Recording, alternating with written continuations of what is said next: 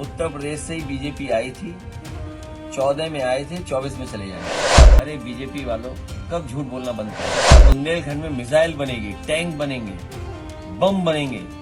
अभी तक बुंदेलखंड में एक सुतली बम नहीं बना पाई बीजेपी। एमओयू जिन्होंने किए थे उन्हें अधिकारी ढूंढ रहे हैं। हो सकता है कुछ दिनों के बाद एसटीएफ ढूंढे, क्योंकि वो मिलने वाले नहीं है। जिस सरकार की अर्थव्यवस्था चौपट हो, 60 से लेकर के 70% पैसा न खर्च कर पा रहे हो, गड्ढे न भर पा रहे हो, गरीब को अस्पताल में इलाज न दे पा रहे हो, वो क्या $1 ट्रिलियन इकोनॉमी बनाएंगे। इनकी सरकार बनती रही तो सब मर जाएंगे जानवर।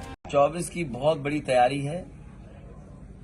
उत्तर प्रदेश से ही बीजेपी आई थी, 14 में आए थे, 24 में चले जाएंगे। और सवाल वैसे के वैसे हैं। आप यहाँ जहाँ हम लोग बैठे हैं, समाजवादी पार्टी के कार्यकर्ता हैं, उनके कार्यक्रम में हम लोग शामिल होने आए हैं। आसपास सब किसान रहते हैं, जो हम लोग आप लोग बैठे दिख रहे हैं सब किसान हैं। बीजेपी वाले बताएं कि आय दोगुनी हो गई, क्या धान खरीदा गया। यहीं पास में 100 एकड़ में लगभग मंडी बन रही थी। जितना समाजवादियों ने बनाई उतनी ही बनी, उसके बाद मंडी नहीं बनी। सुना है यहाँ पर जमीन चिन्हित की जा रही है, नोटिफिकेशन हो रहा है कि कोई इंडस्ट्रियल हब बनेगा।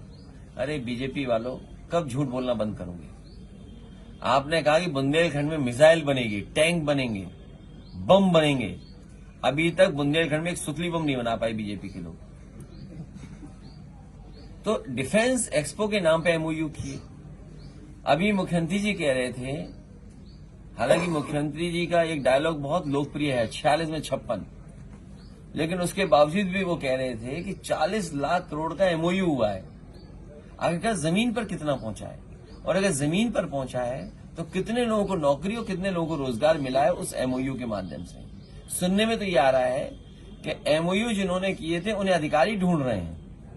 हो सकता है कुछ दिनों के बाद एसटीएफ ढूंढे, क्योंकि वो मिलने वाले नहीं है। एमओयू तो कर लिया उन्होंने, लेकिन वो भाग गए, अब छोड़ के चले गए उद्योगपति। आखिरकार ऐसा क्यों हो रहा है। तो जो प्रदेश सरकार ये कह रही थी कि 40 लाख करोड़ के एमओयू हुए हैं, इन्वेस्टमेंट आएगा, आखिरकार इन्वेस्टमेंट क्यों नहीं आ रहा। और फिर इन्वेस्टमेंट इटावा में क्यों आएगा। मैं तो इटावा देख रहे हैं, मान लीजिए अगर आप हम सब लोग इटावा मैनपुरी के आसपास के लोग हैं, बताइए अगर कोई इन्वेस्टमेंट यहां पर आया हो।